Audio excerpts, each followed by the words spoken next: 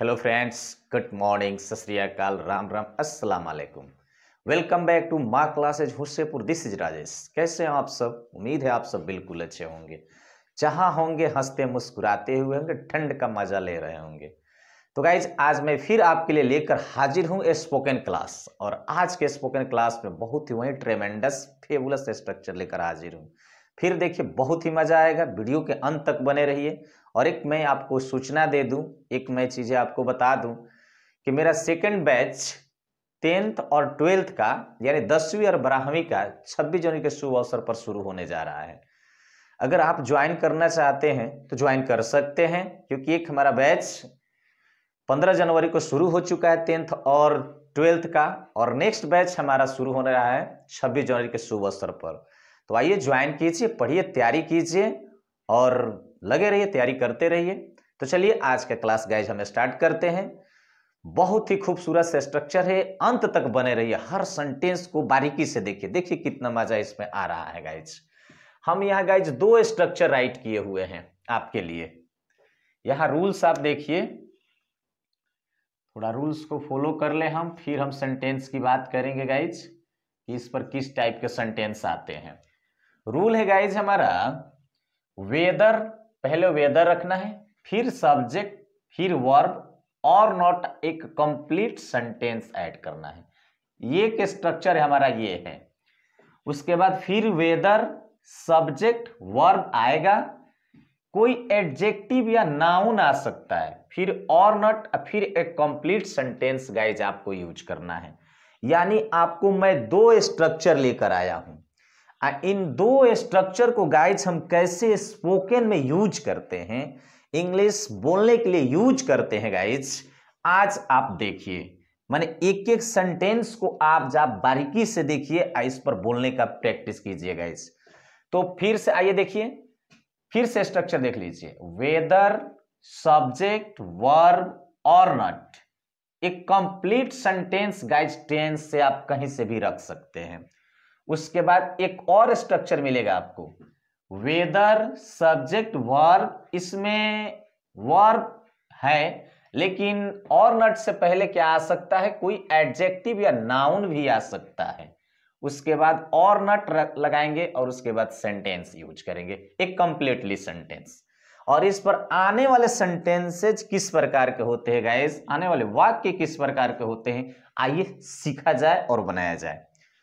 यहां देखिए, वह मुझे याद करे या ना करे, वह मुझे याद करे या ना करे, चाहे ऐसे भी कह सकते हैं कि वह चाहे मुझे याद करे या ना करे, मैं उसे कभी भूल नहीं सकता। इस टाइप के सेंटेंस देखने में तो गाइस बहुत बड़ा लगता होगा, लेकिन बहुत ही इजी है, एकदम कम समय में इसे बोल सकते हैं और आप बना सकते हैं। वह मुझे याद करे या न करे, मैं उसे कभी भूल नहीं सकता। देखिए किस प्रकार से बनेगा, वह मुझे याद करे या ना करे, तो ही करेक्ट, तुरंत सब्जेक्ट, सॉरी, पहले हमें यूज करना है वेदर, पहले यूज करेंगे वेदर, वेदर, फिर सब्जेक्ट तो ही, करा है वर्ब तो रिमेंबर्स, रिमेंबर्स, किसे करेगा, मुझे, तो he remembers me.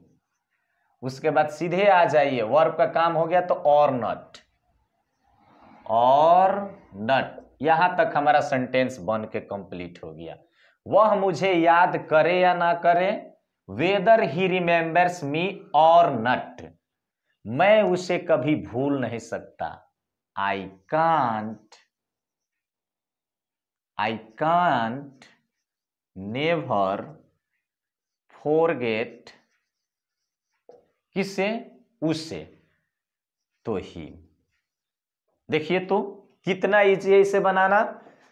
Weather he remembers मी, यानी पहले इसको हमने बना लिया, वेदर सब्जेक्ट, जैसा वर्ब आया वर्ब मैंने लगा लिया, फिर उसके बाद और नॉट, और नॉट को मैंने रख लिया। यहां तक तो हमारा बन के कंप्लीटली तैयार हो गया। उसके बाद यहां बोला गया ये कंप्लीटली सेंटेंस आप किसी भी टेंस से यूज कर सकते, कहीं से भी यूज कर सकते हैं। तो मैं उसे कभी भूल नहीं सकता, तो I can't never forget him. Next sentence को देखिए, आप मुझे से बोले या ना बोले। इस टाइप के सेंटेंस गाइज हमें मिल जाता है, हमारे डेली लाइफ में कहीं ना कहीं मिल जाता है। जब गुस्से से जब कोई हो, बोले या ना बोले, इस टाइप की बातें हो ही जाती है और उसे हम इंग्लिश में बोल नहीं पाते हैं गाइज। आप मुझसे बोले या ना बोले, देखिए कितना इजी है। पहले वेदर यूज कर लीजिए, वेदर आप मुझसे बोले या ना बोले, तो यू और स्पीक, बोले या ना बोले, तो वेदर यू स्पीक मी, उसके बाद और नॉट, मैं तो आपसे बोलूंगा।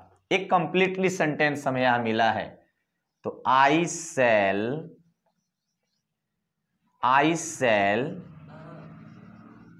Speak you. Whether you speak me or not I shall speak you. इस प्रकार से गाइज हम इसे क्या कर सकते हैं, बना सकते हैं।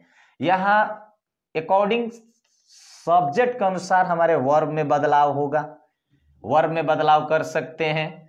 यानी कि यहां हमारा ही है, तो यहां देखिए कि रिमेंबर में एस लगाया गया है, यानी वर्ब का पांचवा रूप यानी कि 5 फॉर्म यहां यूज किया गया है। अकॉर्डिंग सब्जेक्ट के अनुसार यहां वर्ड फर्स्ट फॉर्म में है, तो यहां अकॉर्डिंग सब्जेक्ट के अनुसार आप क्या कर सकते हैं, फॉर्म अपना चेंज कर सकते हैं, वर्ब का फॉर्म चेंज हो सकता है। और नट के पहले मैंने ऑब्जेक्ट नहीं दिखाया, लेकिन ऑब्जेक्ट आए तो और नट के पहले गाइस ऑब्जेक्ट को रख लेना है, फिर और नट रख लेना है, और फिर एक कंप्लीटली सेंटेंस लगा लेना है। इस पर सेंटेंस कैसे होता है, आप चाहे या ना चाहे मैं तो चाहूंगा। इस टाइप के सेंटेंस इस पर आते हैं गाइज। आप खाए या ना खाए लेकिन मैं तो खाऊंगा। इस टाइप के गाइज सेंटेंस इसी पर बनाए जाते हैं। बहुत ही सिंपल है। तो उम्मीद है कि गाइज इस स्ट्रक्चर पर इन सेंटेंस को बनाना आप समझ गए होंगे, आपको समझ में आ गया होगा। तो आइए एक नीचे जो मैं स्ट्रक्चर ये जो राइट किया हुआ हूं इस पर बनाने की कोशिश करते हैं, और इस पर देखे हैं जो हेल्पिंग वर्ब आ सकता है, उसके बाद एडजेक्टिव आ सकता है, कोई नाउन आ सकता है, और नॉट और सेंटेंस कंप्लीटली आएगा। यहां कह रहा है कि देखिए आप धनी हो या ना हो, वेदर यू, आप धनी हो या ना हो, तो यू आर रिच और not, whether you are rich और नट, कंप्लीट बन के तैयार हो गया। वेदर सब्जेक्ट, वर्ब में हमारा आर आ गया, एडजेक्टिव या नाउन तो रिच आ गया, फिर उसके बाद और नट मैंने यहां राइट कर दिया। अब कह रहे कि आपको जुर्माना देना पड़ेगा, तो यू विल हैव टू पे द फाइन, आपको जुर्माना देना पड़ेगा। तो वेदर यू आर रिच और नट यू विल हैव टू पे द फाइन, यानी कि इसमें एडजेक्टिव या नाउन भी गाई जाए तो हम इजी वे में क्या कर सकते हैं, बना सकते हैं। उसके बाद आइए नेक्स्ट सेंटेंस को देखिए, आपके पास किताब हो या ना हो, आपके पास किताब हो या ना हो आप यहां पढ़ सकते हैं। तो कैसे बनेगा guys, whether you have a book, और उसके बाद लगाइए or not, whether you have a book or not, आप यहां पढ़ सकते हैं, तो यू कैन रीड हियर। देखिए तो गाइज कितना इजी है, इजी वे में इस पर सेंटेंस आता है और बन जाता है। बस सिर्फ ये 2 रूल्स को आपको फॉलो कर लेने हैं। वेदर सब्जेक्ट वर्ब आ सकता है, कोई ऑब्जेक्ट आए तो और नट के पहले गाइज यूज कर सकते हैं। उसके बाद कंप्लीट एक सेंटेंस हमें यूज करना है, ये आपको हमेशा ध्यान रखना है। इनके बाद गाइज एक कंप्लीट सेंटेंस आप अपने जरूरत के अनुसार रख सकते हैं। उसके बाद नेक्स्ट स्ट्रक्चर पर देखिए कि वेदर आएगा, सेम सब्जेक्ट भी आएगा, वर्ब भी आएगा, यहां हेल्पिंग वर्ब भी आ सकता है।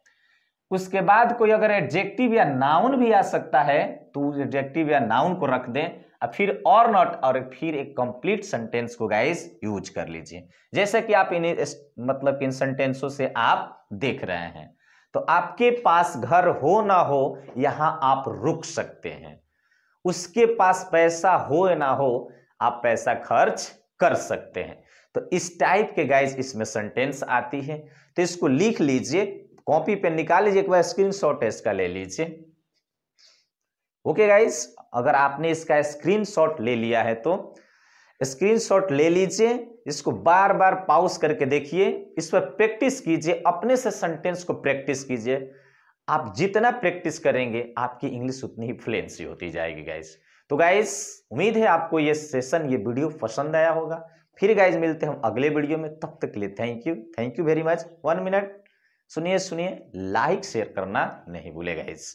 तो फिर मिलते हैं गाइस हम अगले वीडियो में, तब तक के लिए thank you very much, take care, bye bye.